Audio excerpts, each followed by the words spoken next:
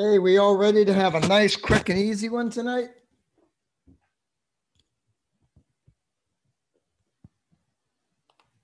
So, what, you guys want it hard?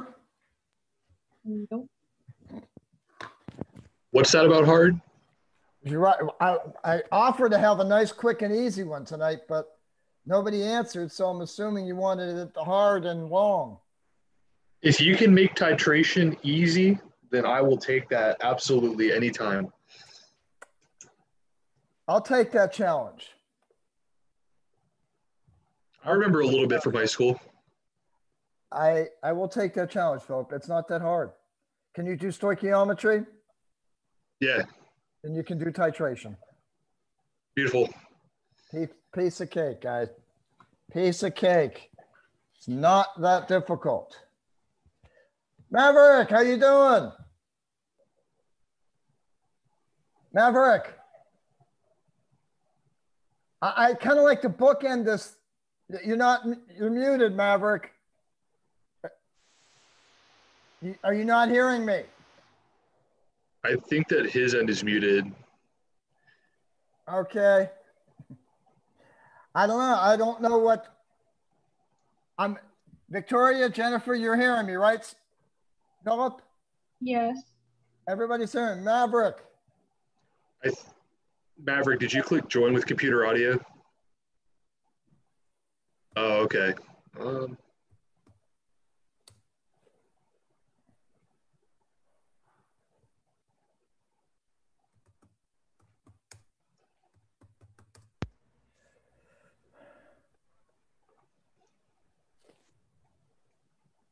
don't know. Mm-hmm. I don't know what to tell you, Maverick. Okay, I can talk now. I had to, yeah. So my headset here, it doesn't automatically connect to the computer. I have to sort of go through my phone to connect the computer to it. So as long as you're here now, that's all that counts. Okay. Yeah. Absolutely. I thought we'd kind of end as we bookend this, Maverick. Okay. If you could help me out here, if you can manage to fall asleep about 3/4 of the way through the session, and we'll just sit here and watch you for the last 20 minutes of the video. Is that okay?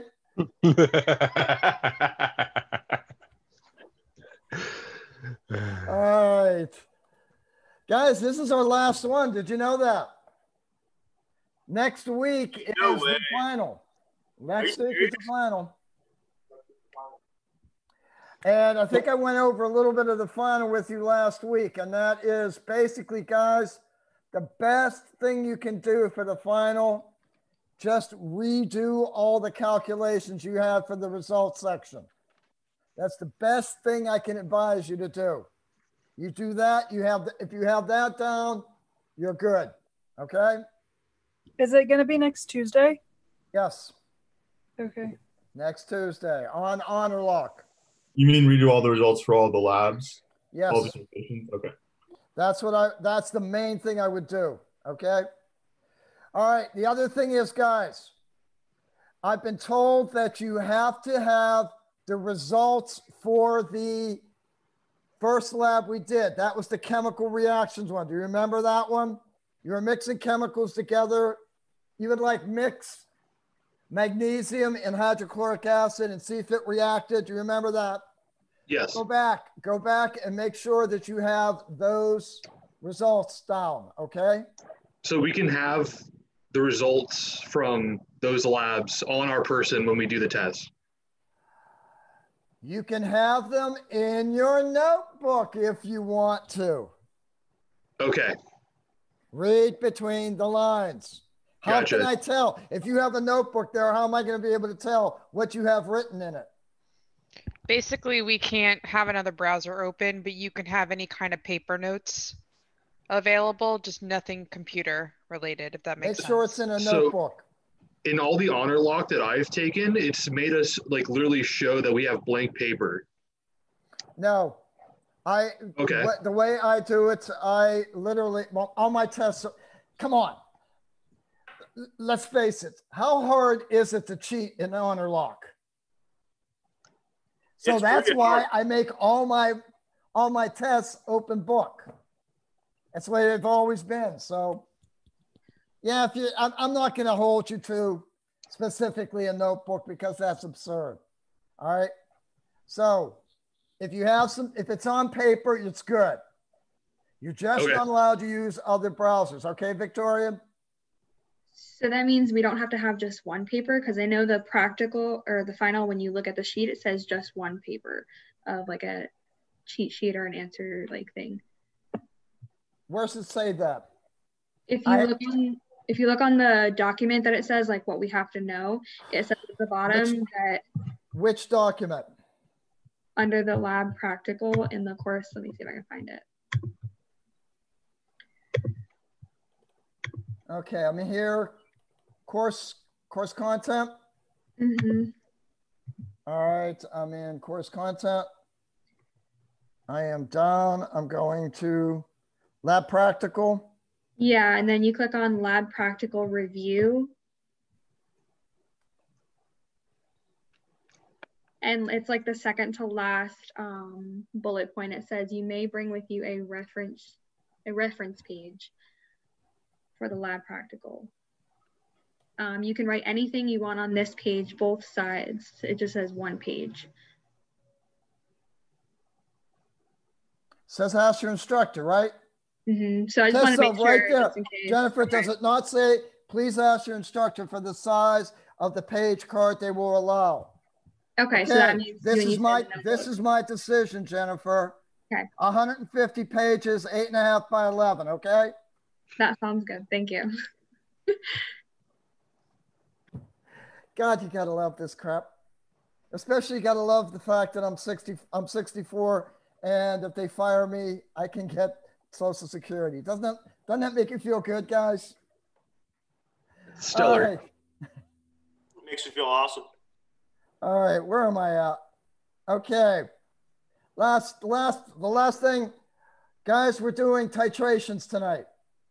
And really and truly, if you can do stoichiometry, you can do titrations, all right? It's really, really, really not that difficult. So, all right.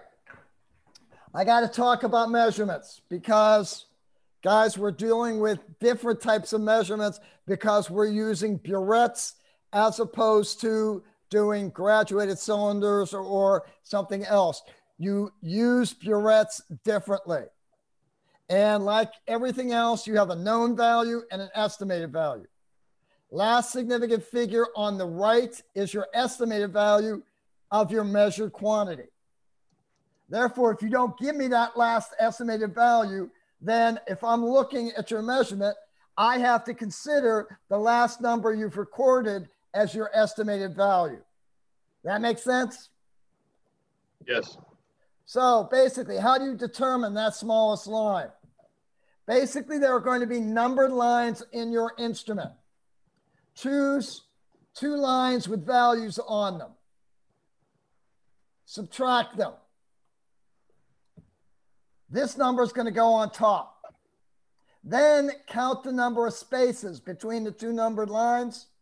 That number is going to go on the bottom. You divide those 2 numbers. That's the value of the smallest line. Give you an example. I have 2 lines with values on them. Subtract the 2. How did I get 22 minus 21? Doesn't matter. It's still 1. Just to make it prettier. Okay, my 2 values are 23 and 22. I subtract them, I get 1.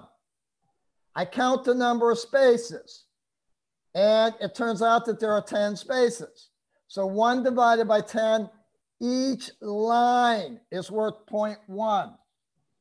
That's the smallest, what the smallest line is worth. I got to estimate one more place to the right. I've got to read this as to the 0.01 milliliter. So if I'm looking at this being my meniscus, here's another thing funny about burettes. If you notice, they go from the smaller number down. You have to read it down. So if my meniscus is right here, I am not reading this as 23.3 something. I'm reading it from the top down. I'm reading this as 22.6 something. Are we good on that? Yeah, we had to read it backwards because it's the burette. Exactly. It's a burette. You have to read it backwards. The reason you read it backwards is we're going to get an initial volume in the burette. We're going to get a final volume after everything's said and done. Then all we have to do is subtract those two numbers. We get the amount that the burette delivered. So if I'm reading this, I'm going down. This is past the 22.6, not to the 22.7. Now, easiest thing, my eyes aren't that good. That's why one of the reasons why I don't do titrating very well. If I get a number, if I get a meniscus that's between two lines, I'm going to call that the 0.5. So if this is between those two lines, I'm going to call that 22.65. If your eyes are good, you can get even more accurate than I am. And that pretty much looks like maybe 22.67 to me or 22.68. What matters? It matters that you give me that extra digit to the right. We good about that? Hey, Professor, in a real lab, do they use machines to calculate No. how much is in there? No. Yeah, but what if it's like a volatile substance or something? If it's a volatile substance, if it's that volatile, Hunter, you can use another means to do the analysis. Okay? Or you're going to cap it off. You're going to cap the burette off. And that even has its own problems because if you cap the burette off, you run into vacuum problems. So, all right, so titration is nothing more than a technique where we've got a known volume of the thing we want to find the concentration for. And we have a known concentration of something we're analyzing it with. What we do is we take the substance with the known concentration. We add it slowly into the other substance of known volume. We know how much we started with of the known concentration stuff, and we know how much we end with. So we eventually know the volume of our known substance. We use that to determine moles of the known substance. We use the molar ratio to determine how much of the known substance converts how much of the unknown substance. Then we simply divide it by the volume of the known substance. That's all we're doing here, guys. So when we're doing a titration, there are two things that we absolutely must accept. When the solution changes color. In our particular instance, today we're using phenolphthalein. Phenolphthalein is pink or literally chartreuse if you get it that basic. But phenolphthalein turns pink with base. With acid, it is clear. So we have to accept when it's pink. When it's pink, it is neutral. The other thing we have to accept is when the solution is neutralized, my H pluses equal my OH minuses. We accept this, we can do titrations. Notice, guys, I didn't say moles of acid and moles of base. This is because some acids deliver more than one H plus for every mole of that acid. Sulfuric acid is H2SO4. It delivers 2 moles of H plus for every 1 mole of acid. Okay? If I have a base, the bases aren't guaranteed of delivering 1 mole of OH minus. If I have aluminum hydroxide, it delivers 3 moles of OH minus for every 1 mole of AlOH3. So we really need to talk about H pluses and OH minuses being equal so that, hold on one second. Has he tried to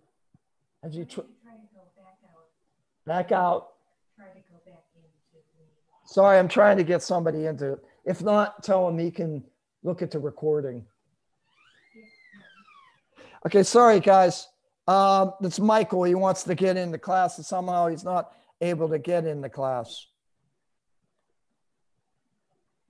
So what we're going to do here is we are going to know the volume of what we're analyzing, the analyte. We're going to know what that volume is, and we're going to know what the concentration of our titrant is, what we're adding to the analyte. We're going to note the initial volume of the titrant, slowly add it until we get a color change. Immediately when we get the color change, we're going to note the final volume of the titrant. At the color change, we know H plus is equal to OH minus. The reaction's neutralized.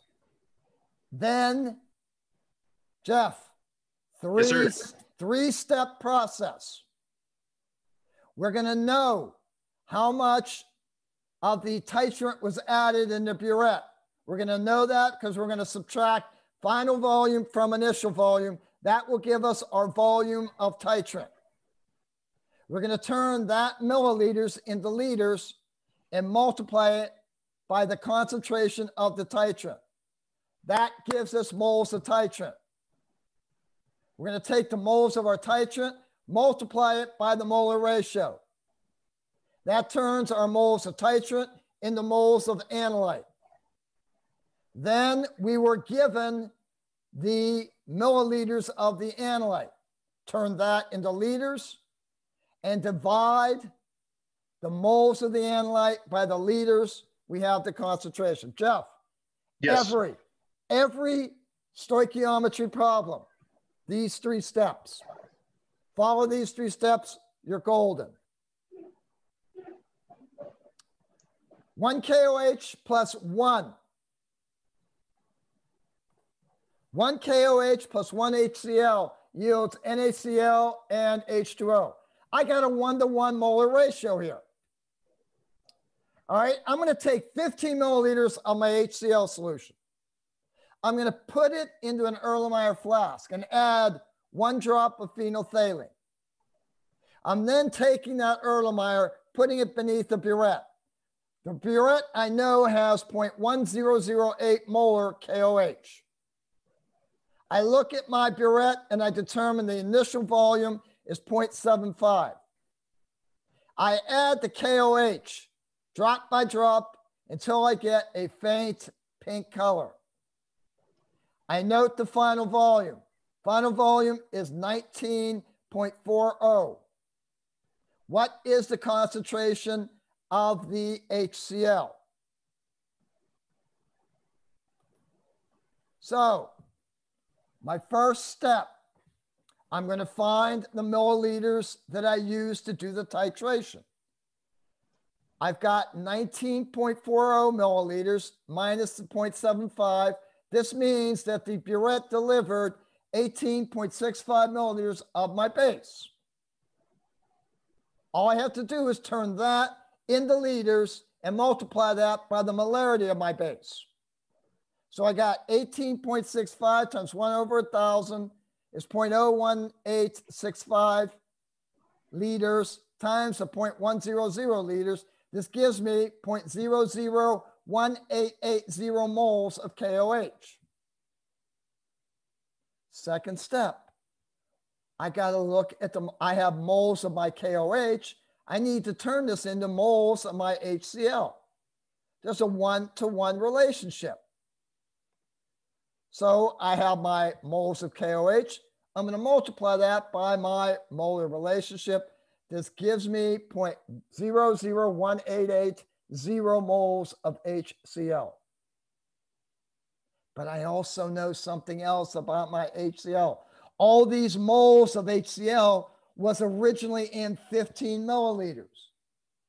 So in order to get the concentration of my original solution, all I got to do is divide my moles of HCl by my liters of HCl. 15 milliliters times 1 over 1,000 gives me 0.01500 liters. I divide by 0.001880 moles. By that figure, I get my molarity, 0.1253 molar. Questions? It's not as bad, you know what I mean, as we thought. Titration is not bad. Part of it, Hunter, is when you learned it before in lecture, there was all these other things that were distracting you, like solutions, like learning molarity and volume to get moles, like doing empirical formulas and stoichiometry. All these things are fluttering around in your head. Right now, you're getting this straight on. This is it. Jeff, does it seem so hard? No. You're going to get this like anything. Somebody tell me. Oh, I got to do something.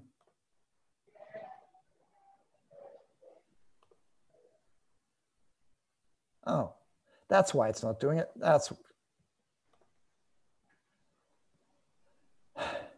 Thank you. Okay, read the problem. I need to know how many milliliters of my titrant I have.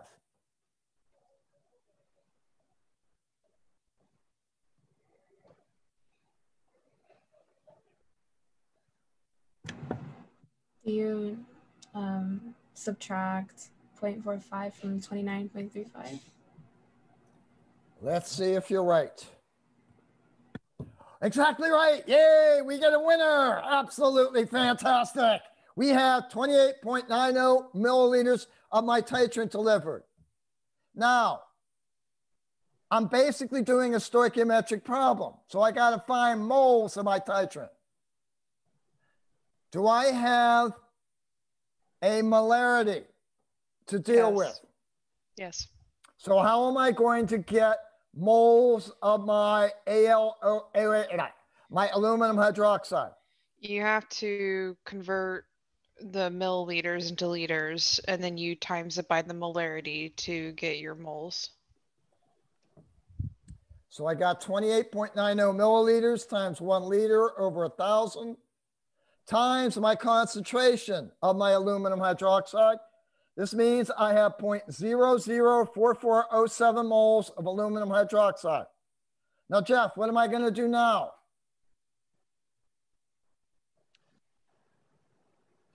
Do your the molar ratio from the problem. I'm going to do the molar ratio. I've got 0.004407. I've got, this is why I don't do these things. Sorry.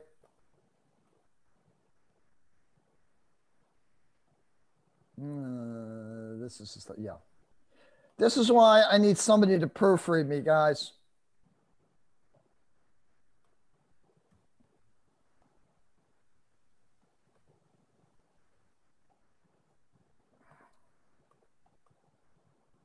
Somebody do the math.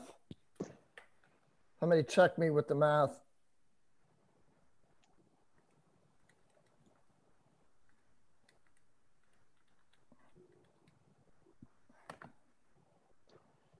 It's 0.00661. 1 5 1 1 0 1 5. 1 Sorry, 1. 1 1. Okay. All right, notice something about all these sig figs. 4 sig figs, 4 sig figs. I subtract this from this, I'm going to get 4 sig figs. All right, it's really, generally speaking, stoichiometry is very consistent about its sig figs. If you start with 4, you're going to end up with 4 throughout. Start with 3, you're going to end up with 3. It's generally going to be 4 or 3 are going to be your sig figs. So you go with whichever one's lower still, though. Yes, correct. But that's not if it's like anything from like, if it's molecular weight, you don't go off of that because that's like supposed to be endless data. Okay. Okay. Okay, generally speaking, you are going to get this same experiment in Chem 1. Only you're going to titrate a solid acid with a liquid base. So you're going to get the moles, the molarity is going to be given to you, and you're going to be given the volume for the base. For the acid, you are going to be given a weight, and you're going to be given the molecular weight of the acid. So you're going to be able to figure out, moles that way. Does that? And so if you figure it out that way, generally speaking, your grams are going to give you 5 sig figs. You're going to be limited by the 4 sig figs of the burette reading. Does that make sense? That was a tangent, okay? Yeah. So I got 0.006611 moles of my sulfuric acid. What do I have to do now?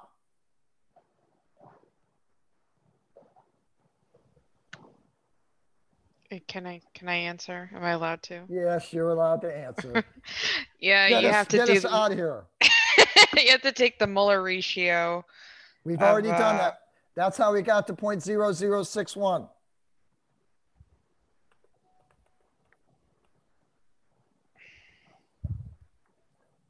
Now you can find the volume, or not the volume, the molarity. I'm trying to find out where I'm at. There we go. This is the step where you got the molar ratio, Victoria. Yeah. What do you do after you get the molar ratio? You have to do molarity, so it's moles over liters. So what am I going to divide my moles by? Whatever liters it was. Tell me what it is. Don't be lazy. 35 divided by 1,000. It's like 0.035. I've got you have to understand, all these moles of the sulfuric acid were originally in the 35 milliliters of the sulfuric acid. So in order to get the concentration of that 35 minutes, I'm going to take my moles that I have and divide it by my milliliters in liters. Yep. And that ends up being 0.08395 molar. Really and truly, that's it about calculations. Jeff, does it seem that hard now? Wait, that number is wrong.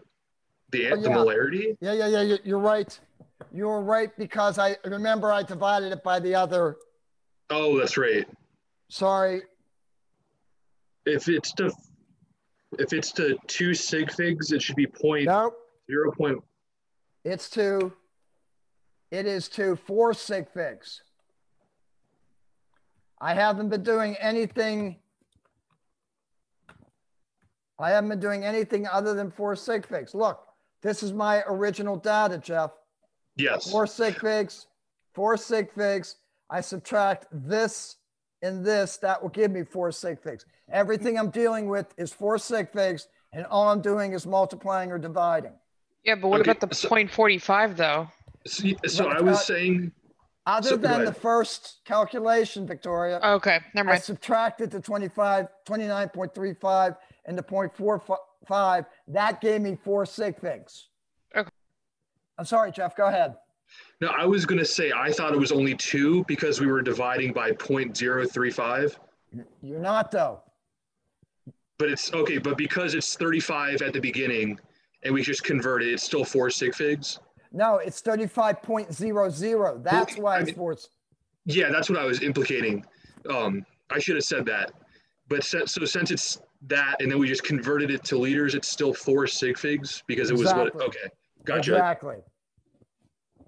Okay, that's all I have to say about anything, any sort of titration things. I'm not going to get into back titrations because basically that's just going to confuse you at this point. It's something you're going to have to deal with in Chem 1. Okay? I'm going to end this and go into the thing. I really don't foresee that there's anything too strenuous about this.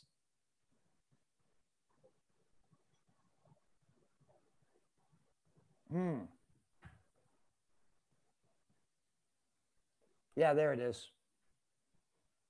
I got confused as to where it was.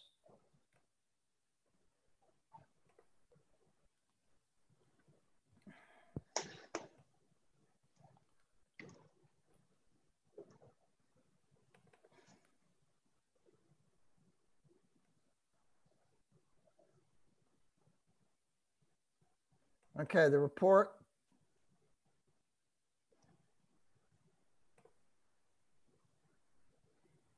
You are only given 2 trials worth. So at the very most, all you got to do is do this twice.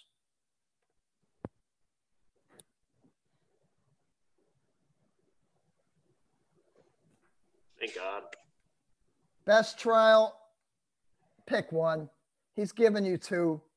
He's given you 2 values. All right, you know the molarity is given to you. It's one of the data points that's given to you in the data. All right, you're going to be given a final and initial volume of the base. You're going to be given the molarity. Tell me how many moles of the base. Take the milliliters, subtract final and initial volume, multiply that by the concentration of the base. That gives you the moles of the base. This particular experiment, you're reacting acetic acid plus NaOH.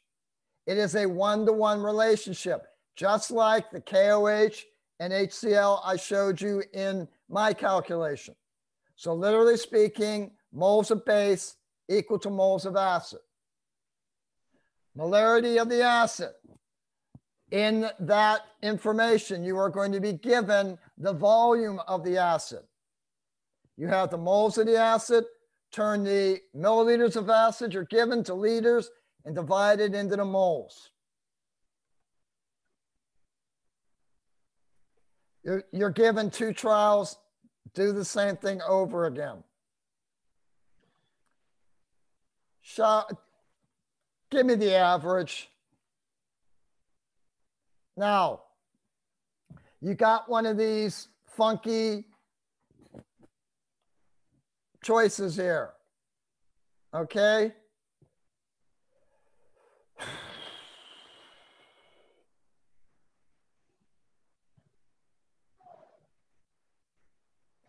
Okay, you're taking,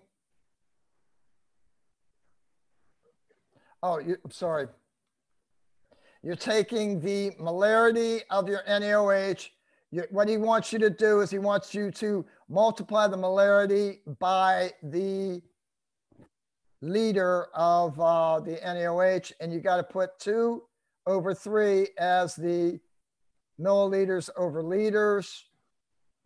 And then you are going to go, what the hell is he doing here? He's got me confused now. Wouldn't 4 and 5 be molar ratio? Or can you not do that from that point? Sorry, you are correct. 1 should be liters. 2 to 3 is 1.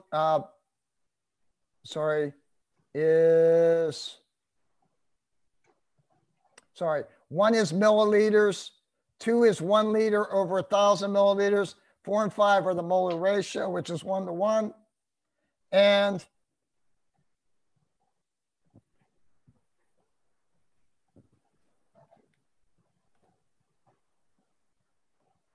okay.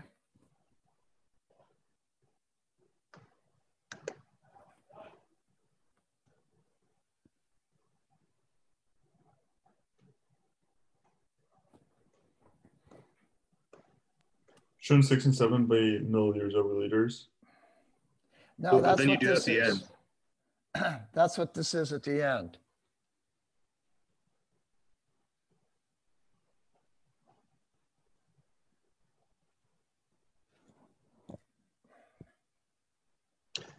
I'm sorry, he's got me confused on this. So for 4, right, we get the moles of HCl, and then wouldn't 7 be 1 mole exactly of HCl, and then 6 would be the like volume, or no? I'm going to go with this. That's 1 liter. Okay. 2 is going to be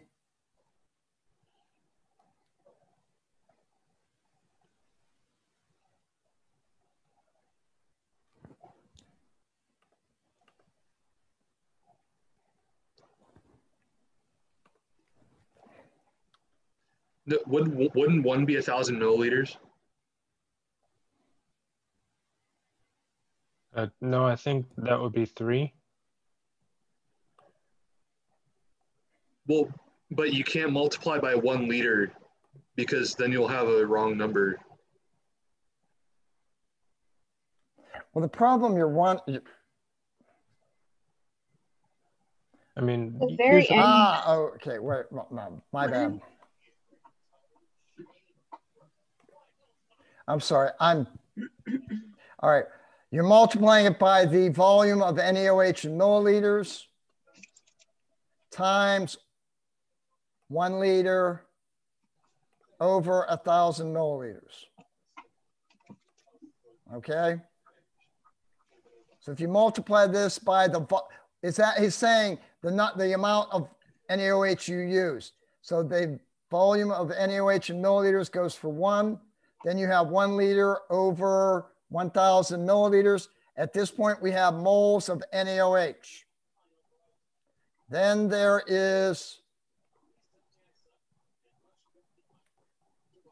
1 mole of HCl over 1 mole of NaOH, which gets us to this point, which is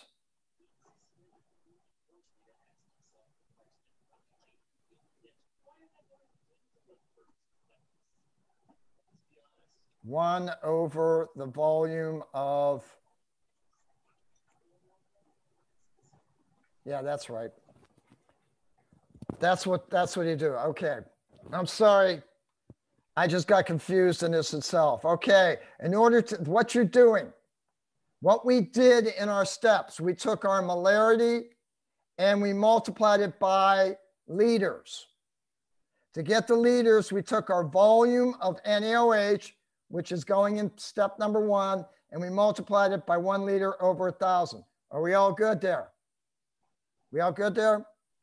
Yeah. At this point, we have moles of NaOH.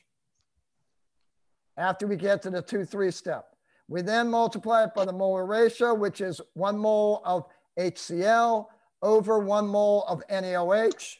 This now gives us moles of HCl. We divide that by the milliliters of HCl. So we got to put 1 over the volume of the HCl in milliliters times 1,000 over 1. I don't like the way he did it, but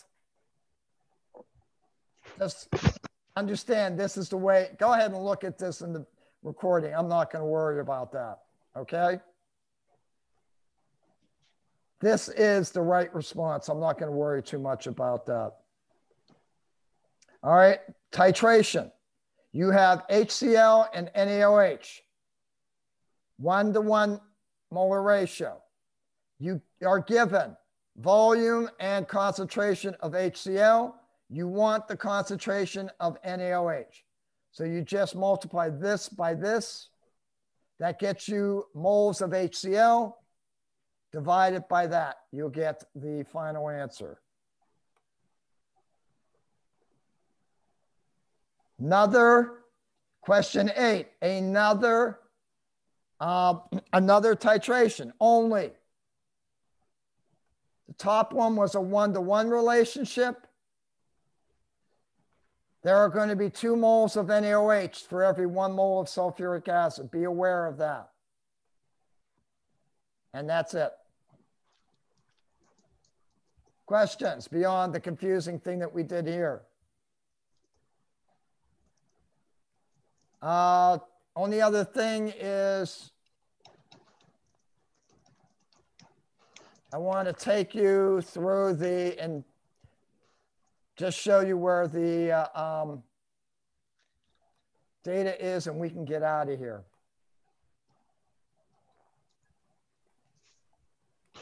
Titration results.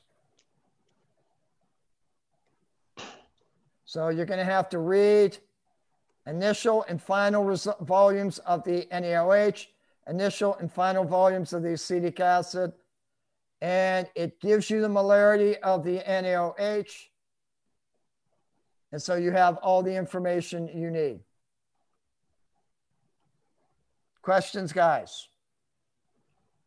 No, sir. Ladies and gentlemen, it has been an honor. I'm not going to be able to say this next week. It has been an honor teaching all of you all semester. And I rarely get a chance to be as relaxed as I have been with you guys, and that's a credit to you. Believe it or not, you have learned a great deal this semester, and I am proud of you for all that. So good luck to you in the future. Do not, just my only advice to you next week, make sure that the final does not break your grade. Your final can break your grade if you don't study, if you take it too blasé. I would really go back and redo all of the experiments you did, do all of the numbers you had for the experiments. Realize that you are going to have information regarding densities, okay? You're going to have, you're going to be asked to do a density of a solid and a density of a liquid. You're going to have probably a practical that involves some solubility involved in it, and you're going to be involving some chem reactions, whether something reacted or not. Anybody have any questions? What time does the exam close? I think I saw. I will give you, normally speaking, the lab is supposed to start at 7 o'clock and go to 10. Okay, that's plenty of time. Is there anybody that objects to that time frame? I'll be next Monday. Tuesday. Next Tuesday. Oh, yeah, Tuesday. That's on next 26th, Tuesday. right? Yeah. 27th. Today's the 20th. Okay. So it's a week from today. It's the 27th. That makes sense. I have another question, though. I'm here, Hunter. What percent of our grade does the final constitute? There are 174 points total. The final was 50. Aha, okay. It's not going to kill you. Believe it or not, as long as you don't do a total catastrophe on it, you're not going to lose a grade. Okay, Hunter? Is the graphing going to be on there since we would, because of uploading images or whatever? You're not going to have to do any graphic. Imgur.com. You are not going to have to do any graphic. Okay. Just want to make sure. So your best. Okay, 1 second. 1 second.